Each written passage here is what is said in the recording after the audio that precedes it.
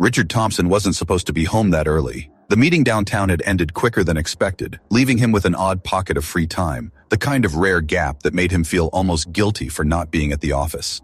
At 45, he had built his fortune in real estate brick by brick, deal by deal, sleepless night after sleepless night. He was a man who thrived on structure and control. But as he pushed open the grand oak door of his mansion that afternoon, nothing could have prepared him for the chaos waiting in the silence of his own home. The house seemed too still. Usually Grace, their longtime housekeeper, moved quietly from room to room, humming old gospel songs under her breath while her 12-year-old daughter Amelia played in the garden or read in a corner. Today, though, the air carried no warmth, no softness, just a heavy tension, like something was holding its breath. Richard was halfway up the spiral staircase when he heard it, a sharp, clipped voice echoing down the polished hallway. It was his wife's voice, Victoria. Her tone wasn't the sweet charm she used at charity dinners or the soft lilt that once made him fall in love. This was different, cold, cutting, laced with a cruelty that seemed to echo off the marble walls. "People like you need to learn your place," she snapped. Richard stopped, his hand gripping the banister. His heart gave a strange lurch as he followed the sound, each step heavier than the last, until he reached the open bathroom door. What he saw froze him where he stood. Amelia. The little girl was kneeling on the cold marble floor, her small hands pressed flat against the stone, scrubbing at a spot that didn't even exist. Her thin fingers were red, raw from friction, and tears streamed silently down her cheeks, falling onto the cloth clutched in her trembling hand. She didn't look up. She didn't dare. Victoria stood above her, perfectly composed, her blonde hair coiled into an elegant twist, her jewelry catching the light like a cruel crown. She crossed her arms, watching Amelia with a satisfaction that made Richard's stomach twist. "Scrub harder," Victoria ordered, her voice sharp as glass. "If your mother isn't here to teach you, then I will. Maybe then you'll understand that not everything is for you. Not this house, not these floors, not this life." Richard's breath caught. 15 years of marriage, and he had never seen her like this. He had known she could be sharp with words, demanding, sometimes even dismissive of those she deemed beneath her. But this was something darker, something vile. The girl's shoulders shook as she tried to hold back a sob. She pressed the rag harder into the marble, as if her survival depended on pleasing the woman towering above her. "And stop whining," Victoria sneered. "Your mother isn't here to defend you. In this house, you'll do as you're told or you won't be here at all." Richard felt heat rise in his chest. Every instinct told him to storm into the room, to rip the rag from Amelia's hands, to demand an explanation. But he didn't move. Not yet. Instead, he stood silently in the doorway, his jaw clenched, his pulse thundering in his ears. He was studying her, the woman he thought he knew, the woman who stood beside him at every business gala, smiling like the perfect partner. And now, here she was, bearing her true face in front of a child. Victoria, sensing movement, turned suddenly. Her sharp expression melted in an instant, replaced by a mask of practiced sweetness. "Richard," she said quickly, forcing a smile. "I didn't hear you come in. I was just teaching Grace's daughter a little responsibility. You know how important it is to instill good habits early." But Richard wasn't looking at her. His eyes were on Amelia. The way she quickly wiped her face with the back of her hand, the way her gaze darted nervously between them, as though she was calculating whether telling the truth would cost her everything. And in that moment, Richard felt something shift inside him. It was more than anger, more than shock. It was a deadly calm, the kind of stillness he had felt only in the moments before crushing a rival in business. The kind of calm that promised a storm was coming, one that would leave nothing standing in its path. Victoria had no idea. She thought this was nothing more than a small, forgettable moment in a grand house. But Richard knew better. He had seen the mask fall, and once you see someone's true face, you can never unsee it. The rag slipped from Amelia's fingers, and the silence in the marble bathroom grew unbearable. Richard finally stepped forward, his voice low, steady, but charged with an intensity that made even Victoria flinch. "Amelia," he said gently, "go to the kitchen. Get a snack. Your mother will be back soon." The girl hesitated, then bolted, her small footsteps echoing down the hall. Richard didn't take his eyes off his wife. The false smile lingered on her face, but it was trembling now, fragile, cracking at the edges. "We need to talk," Richard said. And in that moment, Victoria didn't realize she had crossed a line that could never be undone. She hadn't just humiliated a child, she had awakened something in Richard Thompson that she would never be able to control again. Richard's footsteps echoed softly against the hardwood floor as he followed Victoria into the sitting room. The air between them was so thick it felt almost visible, as if every unsaid word, every suppressed truth, was pressing down on both of them. Victoria smoothed her silk blouse with deliberate composure, lowering herself into an armchair as though nothing unusual had just happened. Upstairs, her smile, perfect, polished, rehearsed, didn't fool Richard this time. He had seen what was behind it, and he couldn't unsee it. "I don't know why you're looking at me like that," she said lightly, crossing her legs. "I was simply trying to teach the girl a lesson. She's 12 years old, Richard, old enough to start understanding responsibility. If Grace doesn't guide her properly, someone has to." Richard stood by the fireplace, his hands resting against the mantel, his eyes locked on her. Responsibility? His voice was calm, but underneath was a simmering intensity that made Victoria shift uncomfortably in her seat. What I saw wasn't responsibility, it was cruelty. Her laugh was quick, too quick, sharp and hollow. "Oh, Richard, you're overreacting." She was scrubbing the floor. "Children these days, they're spoiled. Don't you remember how we grew up? Chores build character. You should thank me for stepping in where her mother hasn't." But Richard wasn't thinking about spoiled children. He was thinking about Amelia's trembling hands, the way her eyes darted toward Victoria as if every movement might trigger punishment. He was thinking about Josephine, his grandmother, her proud posture after years of being ordered around by women who believed her worth extended no further than a mop and bucket. He remembered her whispering in his ear, "Money can buy you comfort, but it can't buy you dignity. Never let anyone take that away from you." Victoria misread his silence. She leaned forward, her eyes flashing with an edge of irritation. "You didn't see the way she looks at me sometimes. That child has attitude. She acts as if she belongs here, as if this house is hers. Someone has to remind her where she stands." The words hit Richard like ice water, where she stands. He had spent his life tearing down those invisible lines, building a company where every employee boss. He felt respected regardless of their background, and here, in his own home, the woman he had trusted for 15 years was drawing them again, lines of division, of superiority, of cruelty. "Where she stands," Richard's voice dropped, slow and deliberate, like a blade being unsheathed. "She's a 12-year-old girl, Victoria. She stands nowhere except in a place where she should be safe. Do you understand me? Safe." For the first time, Victoria faltered. Her mouth opened, then closed again, as if she hadn't expected such steel from him. For years, Richard had let her handle the home, assuming she was firm, but fair. He had been busy building empires, and she had worn her mask too well. Now that mask was crumbling.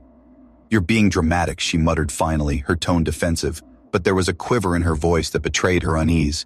"I was only—" Richard cut her off, his eyes burning into hers. "Don't lie to me. I saw her face. I saw her tears. That wasn't discipline. That was humiliation."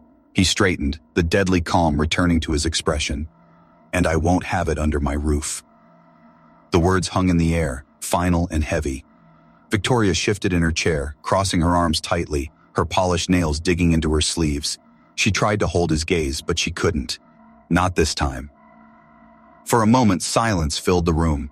The grandfather clock ticked in the corner, each second amplifying the tension. Richard's chest rose and fell with measured control, but inside, something had already shifted permanently. He could feel it, the line that had been crossed. Finally, he spoke again, softer now but more dangerous than before. "This isn't over, Victoria, not by a long shot. But hear me clearly. If I ever see you treat Amelia like that again, you'll regret it."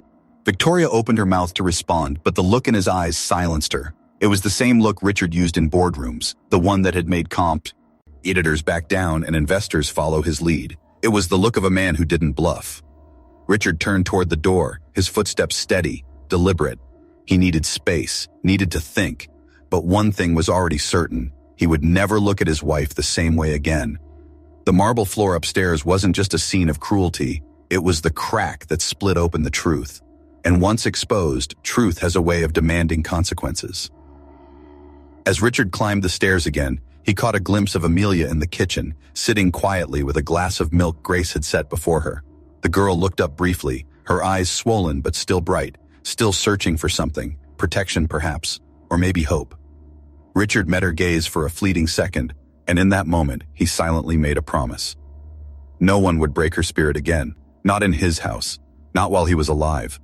The dining room glowed softly beneath the crystal chandelier, every facet of the cut glass reflecting golden light across the polished table. Grace had set out the salmon with her usual care, arranging the plates so precisely that even Victoria's sharp eye could never fault her. The air smelled faintly of lemon butter and roasted vegetables, a picture of domestic perfection. And yet, beneath the silverware and wine glasses, tension clung to the room like an invisible fog. Richard sat at the head of the table, his fork poised but untouched, his mind still replaying the image of Amelia's knees pressed against the cold marble. Across from him, Victoria was radiant as ever, her blonde hair catching the chandelier's glow, her diamonds winking in the light. To anyone else, she looked like the perfect wife, the perfect hostess. But Richard had seen behind the curtain. The sweet smile she now wore felt counterfeit, like a forged signature on an important contract. "Honey, you haven't touched your salmon," Victoria said sweetly, tilting her head. Grace really outdid herself today. Her tone was light, casual, as though the scene upstairs had never happened. Richard cut a small piece with deliberate slowness but didn't raise it to his mouth. "I was thinking about our conversation earlier," he said quietly, his voice calm but sharp enough to draw Victoria's eyes. Her smile flickered but held. "Oh, which one?" "About raising children," Richard replied, finally looking at her fully. For a moment, silence pooled at the table. Grace, serving water to Amelia in the adjoining kitchen, stiffened but said nothing. She had heard the tension in Richard's tone, too. Amelia sat silently at the counter, nibbling at her bread, her small body pulled inward as if she could make herself invisible. Victoria gave a short laugh, the kind she always used when trying to downplay something serious. "You know how I am. Sometimes I can be too strict, but it's for her own good. These children, they need structure." She took a sip of wine, her hand steady but her eyes betraying a flicker of nervousness. Richard leaned back slightly in his chair, his gaze steady. "Structure," he repeated slowly. "Is that what you call it? Making a 12-year-old scrub floors on her knees?" The fork in Victoria's hand paused midair. For the briefest second, her mask slipped, her eyes narrowed before she caught herself and smoothed her expression again. "Richard, really? Don't exaggerate. It was just a lesson. If we don't teach her boundaries, she'll grow up entitled. You don't want that, do you?" "Boundaries," Richard murmured, as if testing the word. He glanced toward the kitchen, where Amelia sat silently, staring at her plate. The girl's shoulders were tense, her hands folded neatly, too neatly, in her lap. She wasn't eating, she was waiting to see if her command would come. "Exactly," Victoria continued, mistaking his silence for hesitation. "They're getting too comfortable here. Amelia was playing in the main room the other day, right on the suede sofa. Can you imagine? And yesterday she asked about my shoes, whether they were Italian. That kind of curiosity isn't healthy, Richard. It's envy. If we let it grow, she'll start thinking she's equal to us, and she isn't." Richard's chest tightened. Equal. The word hung in the air like smoke, toxic and suffocating. His grandmother Josephine's face flashed in his memory. Dark skin lined with years of hard work, her voice soft but firm as she told him stories of being denied respect in homes not unlike this one. "Don't forget where you came from, Richard. Don't forget the look in their eyes when they thought you were less." He looked back at Victoria. She had just revealed more than she realized. This wasn't about structure. It wasn't about discipline. It was about keeping a bright, curious child in her place, about feeding the illusion of superiority that Victoria and her social circle clung to like oxygen. Grace appeared in the doorway with a tray of fruit for dessert, her smile polite, but her eyes darted toward Amelia, then back to Richard. She knew. She had known for a long time. And now Richard did too. Victoria swirled her wine lazily, her tone light again. "Honestly, Richard, you should thank me. Children like her need firm guidance. If we don't show her where she stands, who will?" Richard placed his fork down gently on the plate. His hands were steady, but his voice carried a weight that made even the chandelier's glow seem dimmer. "Maybe she doesn't need to be shown where she stands. Maybe she needs someone to show her how high she can rise." Victoria froze, her smile faltering completely now. Across the room, Amelia's head lifted ever so slightly, her eye wide as if she'd just heard a foreign language she longed to understand. And in that moment, Richard knew. The dinner table wasn't just a place for salmon and small talk anymore. It was a battlefield, and the war had already begun. That night, the house was silent. Too silent. The kind of silence that pressed against the walls and made every creak of wood feel like a scream. Richard sat alone in his office, the faint glow of the desk lamp spilling across contracts, spreadsheets, and the family photos that lined the edge of his mahogany desk. But tonight, the numbers didn't matter. Tonight, the photos didn't bring him comfort. His mind was somewhere else entirely. drifting back to a small house with peeling paint, the scent of cornbread in the air, and the warm, calloused hands of his grandmother, Josephine. He closed his eyes and could almost hear her again. Her voice was soft, measured, carrying that quiet strength that comes from years of enduring what should never have to be endured. Richard, my boy, remember this. Money can change your address, but it doesn't change your soul. And if you ever find yourself with power, use it to protect those who don't have any. Richard swallowed hard. He had been just a boy when she told him those words, sitting on her lap after she'd come home from another long day cleaning houses for families who never knew her name. He remembered how her employers would sometimes make her redo the same spotless work, not because it was dirty, but because humiliating her gave them a sense of control. He had seen her wipe away tears in private, never in public, because dignity was the one thing she refused to let them take. And now he had seen Victoria, his own wife, do the same thing. The image of Amelia on the cold marble floor clawed at him, a child, 12 years old, forced into the same position his grandmother had been forced into decades ago, kneeling, scrubbing, silenced. He opened a drawer and pulled out an old, worn photograph. Josephine stood in front of her tiny garden, her apron dusted with flour, her eyes bright with pride. She had raised him after his parents' divorce, teaching him to believe in himself when they had little more than pennies to rub together. Every value, every principle that guided his empire had started with her. Integrity, hard work, respect for every human being.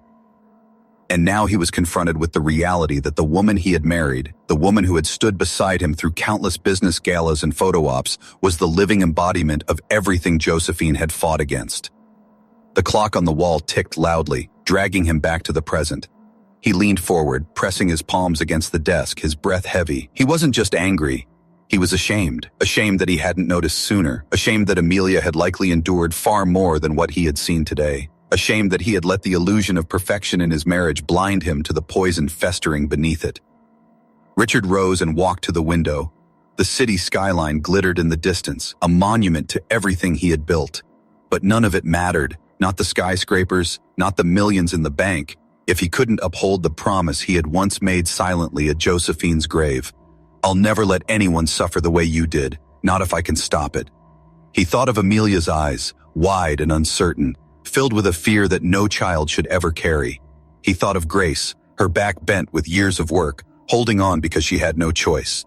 And he thought of Victoria's cold satisfaction, her voice dripping with superiority as she said, "People like you need to learn your place." A storm brewed in his chest, steady and unrelenting. He had built an empire by seeing patterns others missed, by knowing when to strike with precision. This was no different. If Victoria, thought she could keep her cruelty hidden behind closed doors, she was wrong. Richard had seen enough, but now he needed proof, evidence undeniable enough to strip away every mask she wore. He turned from the window, his jaw set, his decision final. Josephine's voice was louder than ever, echoing through his veins. Real power isn't for yourself, Richard, it's for those who can't fight back. Victoria had crossed a line, and Richard Thompson was going to make sure she paid for it. Down the hall, he could hear faint footsteps, Grace tucking Amelia into bed in the small guest room they sometimes used. A door clicked softly, and then silence again. Richard pressed his fingers to the photograph one last time before setting it carefully back in the drawer. The battle wasn't just about a marriage anymore. It was about legacy. It was about honoring Josephine. And it was about a little girl who deserved to know that she was not invisible, not lesser, not doomed to kneel on cold marble floors. Richard turned off the lamp. The room went dark, but inside him something had ignited, a fire that would not burn out until justice was done. The next morning, Richard made a decision that would alter the rhythm of the house forever. Instead of leaving for the office, he told his assistant he would be working from home. It was a phrase that meant very little in his world. His empire could run smoothly whether he sat behind his corner office desk or not. But to him, it meant everything. It meant watchfulness. It meant waiting. It meant seeing with his own eyes the truth he now suspected. He retreated to his office, the heavy oak door left open just enough for him to hear the sounds of the house.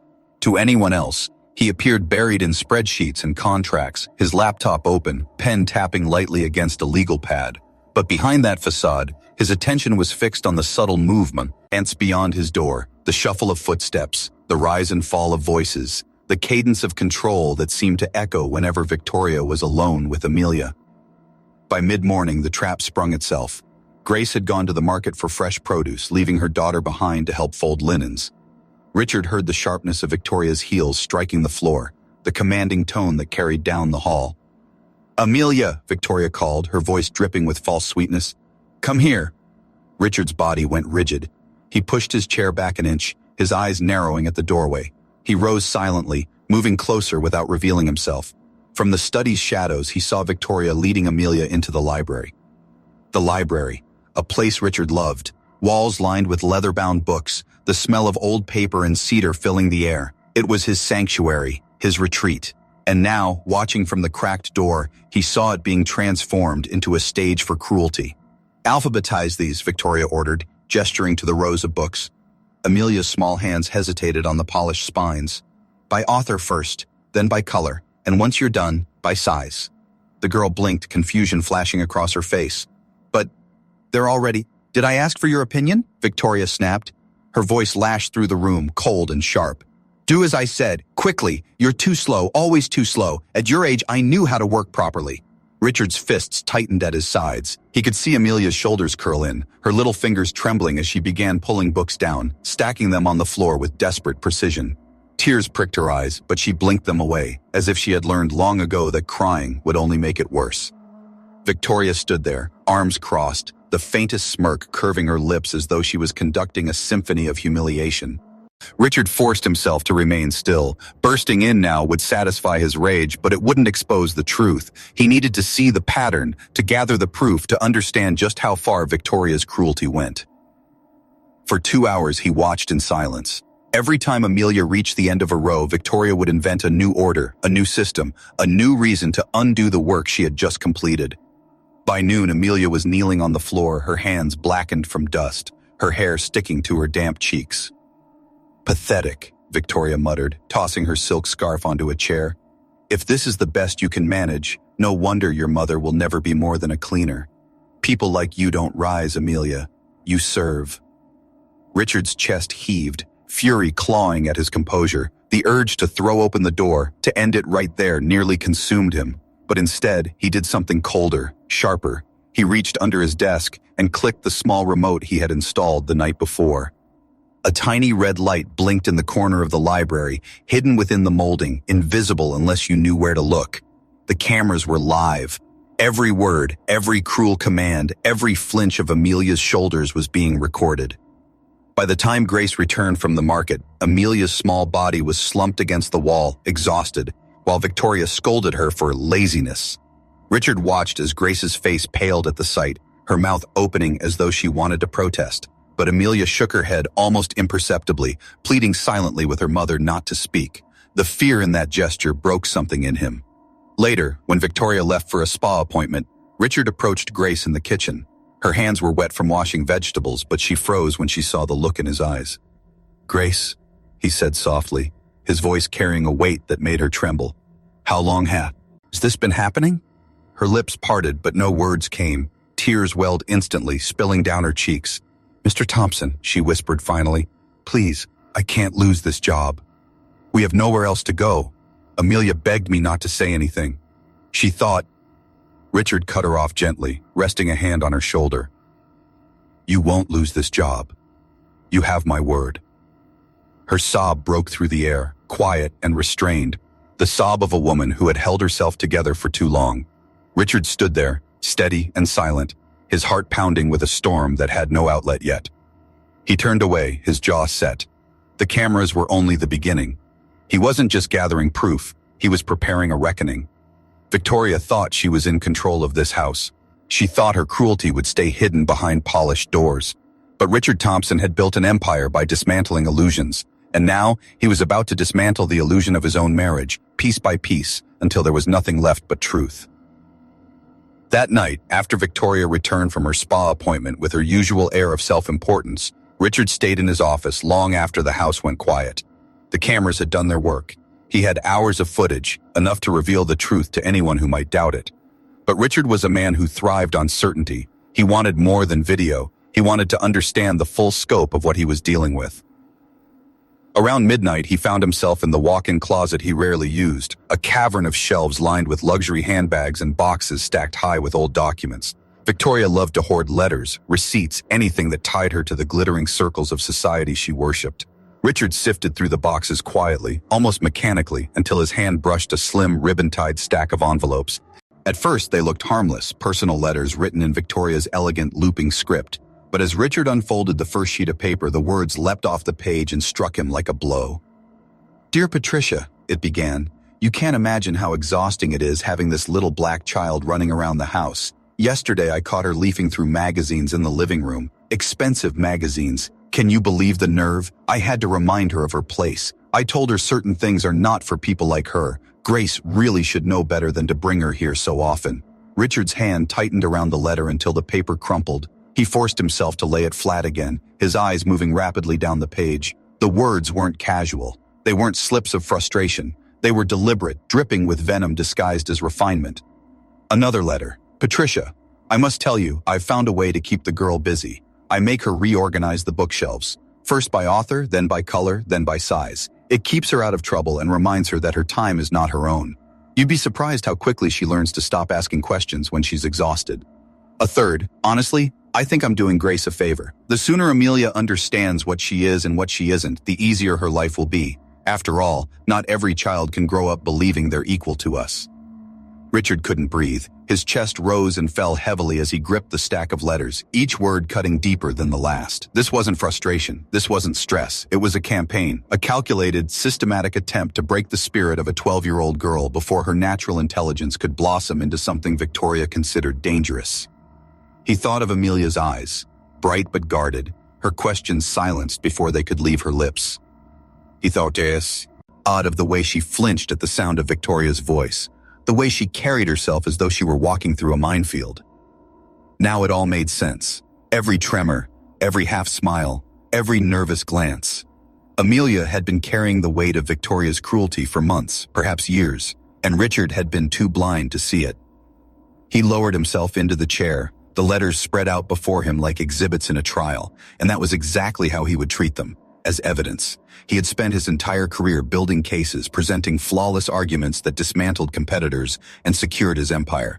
Now he realized he was preparing for the most important case of his life, not in a boardroom, but in his own home.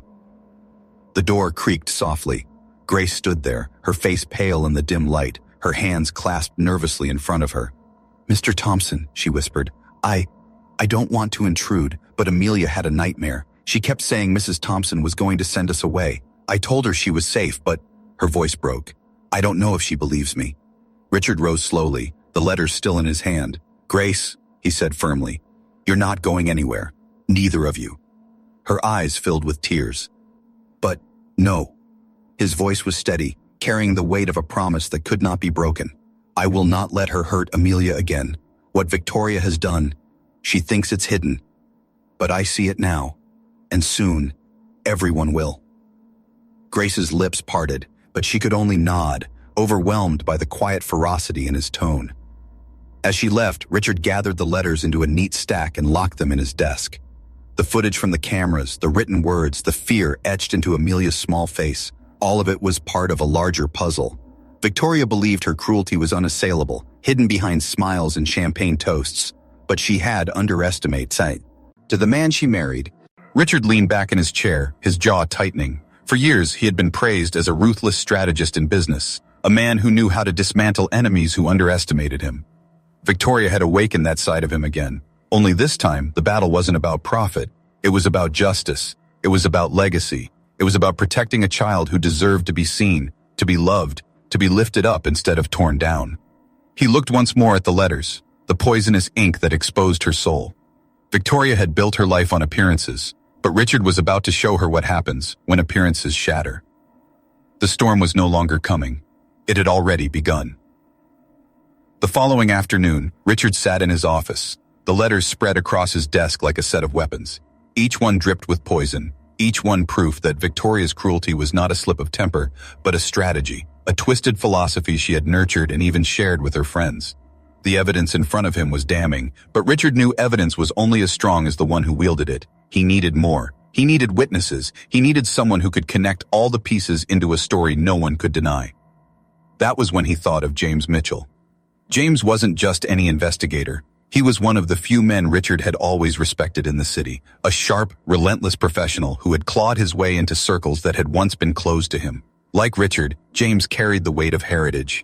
He had endured slights, barriers, and whispers that he didn't belong. And like Richard, he had turned that weight into fuel, building a reputation for uncovering truths that others buried. When Richard called, James answered on the second ring. His voice was low, steady. "Richard Thompson, I wasn't expecting your call." "James," Richard said quietly, "I need your help, discreetly. It's not business, it's personal." There was a pause, and then James replied, "If it's personal for you, then it must be serious. Tell me what you found." Richard hesitated for a moment, staring at the stack of letters. "It involves my wife and a child, Grace's daughter, Amelia." The silence on the other end was heavy, thoughtful. Then James said, "I've been hearing whispers. My niece goes to the same school as Amelia. She told me Amelia came to class crying more than once, said she was scared of someone at home but wouldn't say who." His tone hardened.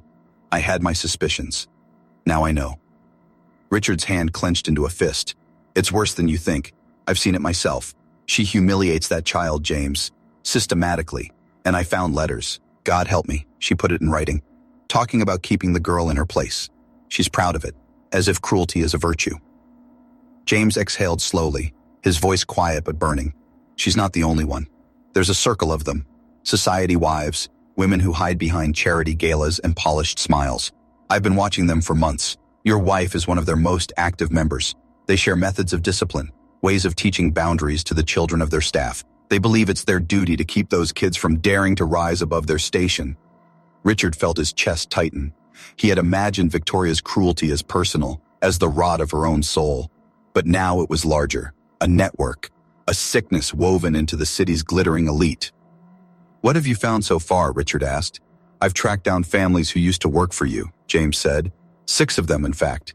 They all left suddenly, without explanation. 3 of the daughters developed anxiety disorders, panic attacks, night terrors. One mother told me her child still can't walk into a room with a blonde woman without breaking down. And every story points back to the same pattern. The mistress of the house would charm the parents and torment the daughters when no one was watching. Richard closed his eyes, his grandmother's voice echoing again. "Never forget how it feels to be trampled." He remembered Josephine's dignity, her refusal to bow even as they tried to break her spirit. He thought of Amelia, her small shoulders shaking under the weight of humiliation, and he thought of Victoria, sipping her expensive wine while plotting to keep a child in chains of fear. "James," Richard said slowly, his tone hardening into steel, "I need you to document everything, every letter, every post, every testimony. I want a dossier so airtight no one can twist it. When this comes to light, there will be no hiding. Not for her, not for any of them." There was a pause, then James's voice came back, calm and resolute. "I'll do more than document. I'll connect the dots. When I'm finished, you'll have in your hands the story of a system built on cruelty, and you'll have the power to burn it to the ground." For the first time in days, Richard felt a flicker of something close to hope, not for himself, but for Amelia, for Grace, for every daughter who had been silenced and humiliated in the shadows of houses like his. As he hung up the phone, Victoria's laughter echoed faintly from the other end of the hall. She was on a call, likely with one of her friends, her voice rich with the smugness of someone who believed she was untouchable.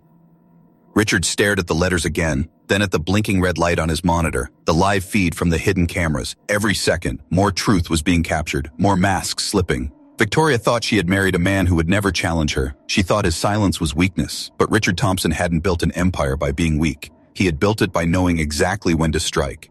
And now, with James at his side and the truth in his hands, Richard was preparing for the moment his wife's world would collapse. The night of the gala shimmered with wealth and polish.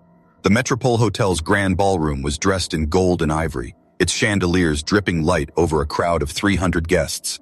Waiters in crisp black uniforms glided between tables carrying trays of champagne flutes, the air buzzing with laughter, camera flashes, and the soft hum of a string quartet. It was the kind of evening designed to dazzle, the kind of event Victoria lived for, the kind where appearances were everything and reputations could be made or broken with a single photograph.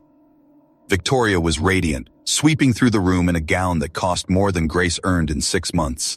Her diamonds glittered at her ears, and her smile was flawless, rehearsed to perfection. Everywhere she went, she was greeted with admiration, whispers of her beauty, her generosity, her dedication to helping less fortunate children.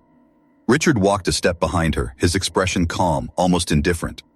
To anyone watching, he looked like the dutiful husband, allowing his glamorous wife her moment in the spotlight. But inside him, a storm brewed so tightly controlled it was invisible, until it wouldn't be. The irony burned in him as Victoria charmed a senator's wife with talk of uplifting the next generation. Richard's eyes flicked across the ballroom, catching sight of James Mitchell, dressed in a tailored suit and wearing a press badge. He moved easily among the crowd, his calm presence unremarkable to most, but to Richard, he was the sharp edge of a blade waiting to strike. As the evening moved toward its centerpiece, the keynote speech, Richard's heart began to pound.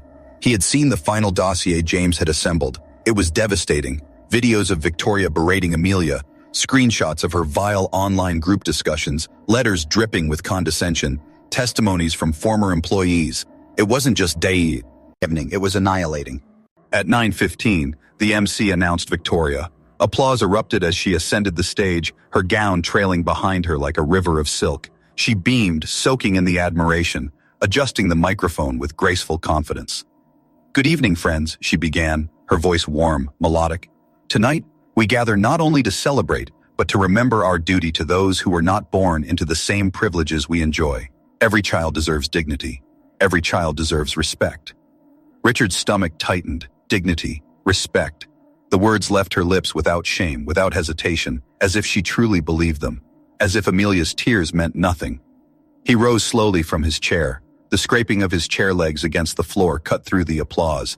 People turned, confused, watching as Richard stepped deliberately toward the stage. His movements were unhurried, but every eye followed him. Victoria's practiced smile faltered for just a second before she recovered.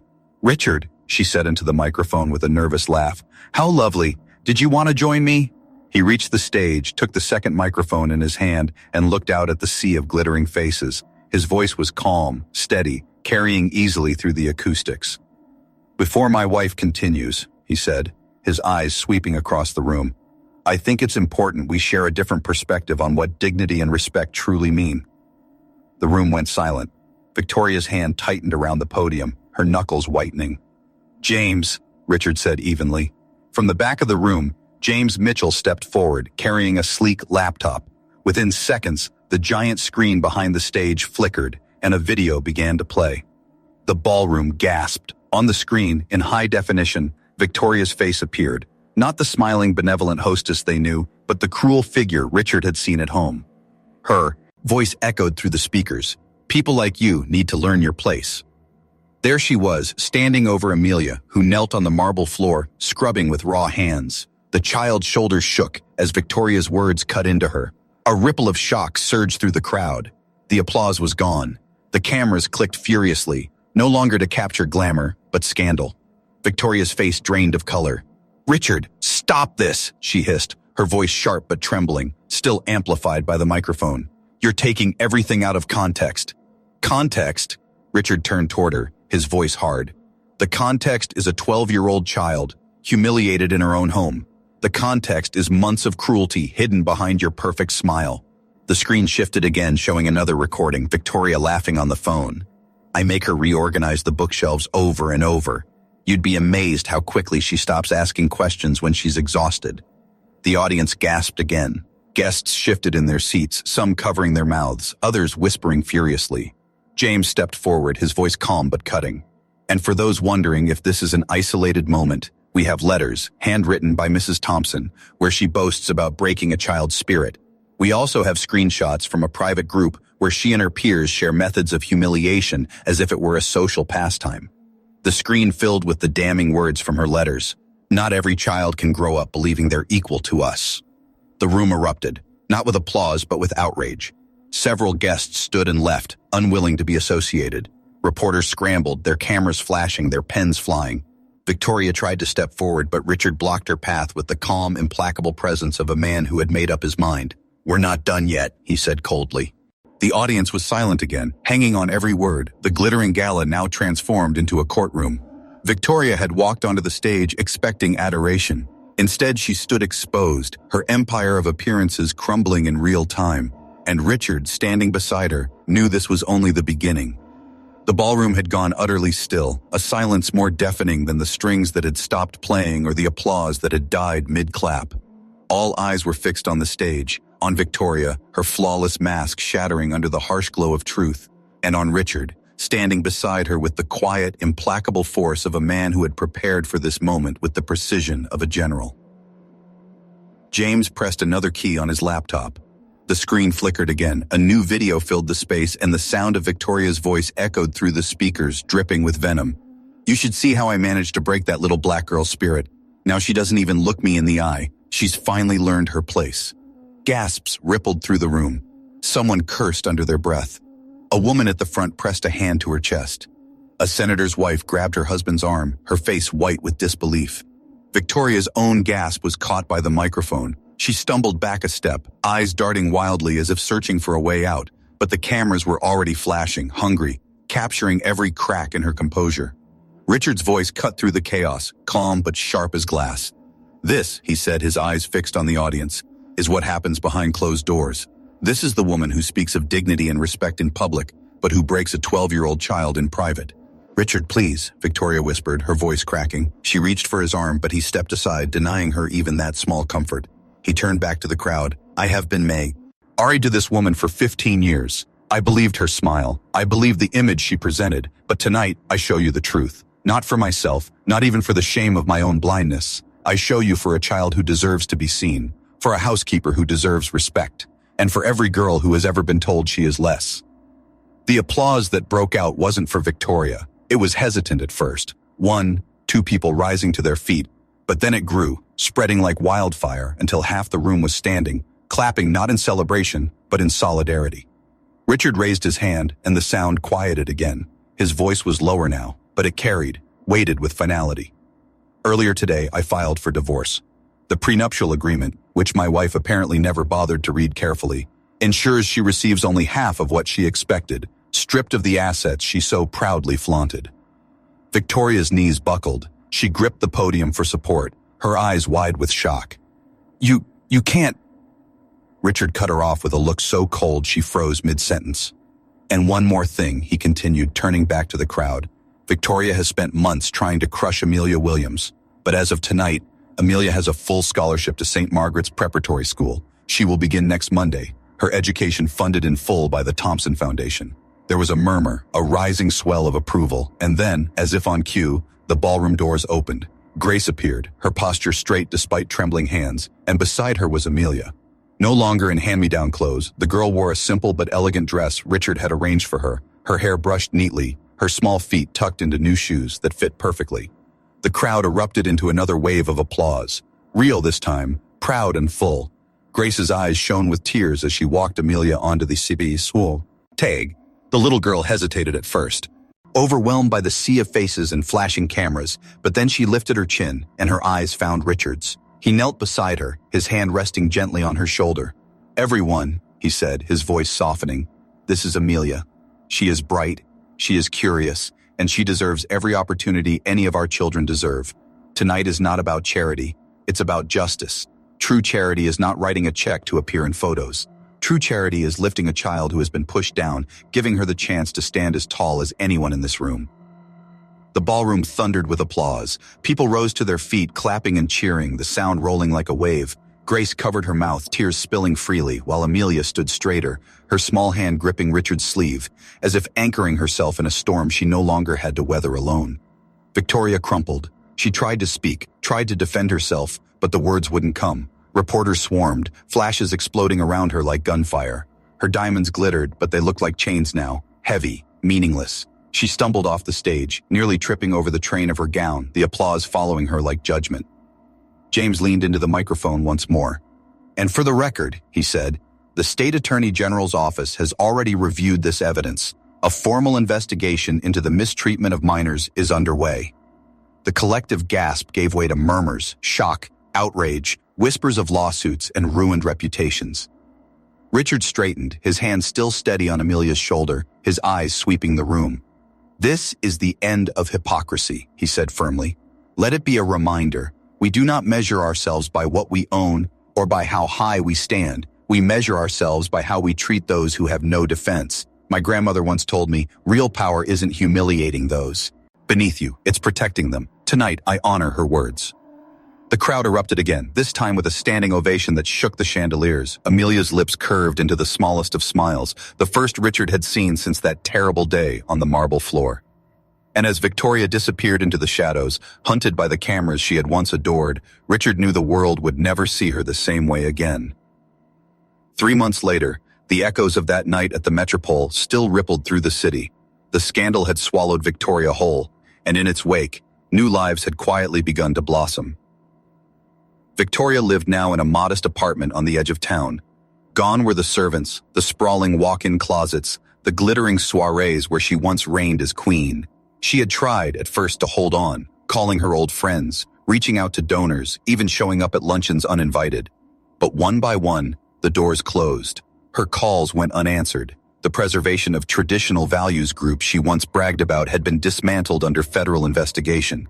3 of its members were facing charges, and Victoria, though not yet convicted, was under constant scrutiny, her name whispered with disgust wherever she went. She could not step into a salon, a boutique, or a charity office without feeling the sting of rejection.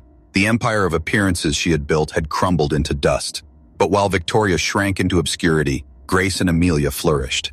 At Thompson Enterprises, Grace walked into her new office every morning with a confidence that still felt surreal.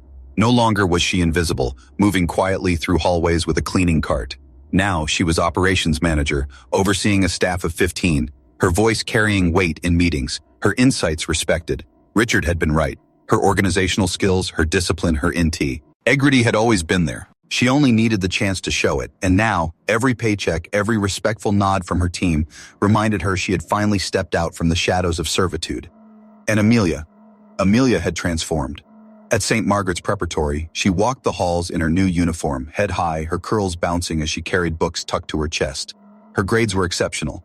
Her curiosity, once punished, now celebrated. Teachers marveled at her hunger to learn, her willingness to raise her hand, her quiet leadership that inspired her classmates. She joined the student council, where she proposed an anti-bullying campaign that spread to schools across the state. What once had been humiliation had become purpose. The girl who had scrubbed marble floors on her knees now stood before assemblies, speaking about kindness, resilience, and the strength to stand up when others cannot. Richard watched all this quietly, almost humbly, from the background. He attended Amelia's first debate competition, clapping louder than anyone in the audience. He smiled when Grace walked into meetings, clipboard in hand, speaking with the authority of someone who had earned her place. And every time he looked at Amelia, he saw Josephine. He saw her dignity, her courage, her belief that true power is not in wealth, but in lifting others. One evening, after dinner, Amelia padded softly into Richard's study. She held a small notebook, the corners bent from use. "Mr. Thompson," she said shyly, "can I show you something?" He set down his pen, giving her his full attention. Amelia opened the notebook to reveal a page filled with ideas. Scholarship fund for housekeepers' kids, tutoring program, summer camp for girls. "I thought maybe one day," she whispered, "we could help other kids like me, so they don't feel less." Her voice faltered on the last word, but her eyes burned with determination. Richard felt his throat tighten. He reached across the desk and rested a hand gently on hers. "Amelia," he said softly, "we'll do more than that. We'll build something lasting, in your name." And so they did. Within months, the Josephine Foundation was announced, named for the grandmother whose lessons had shaped him. Its mission was clear: to provide education, mentorship, and opportunities for the children of domestic workers across the state. Amelia was introduced not as a victim, but as its youth ambassador.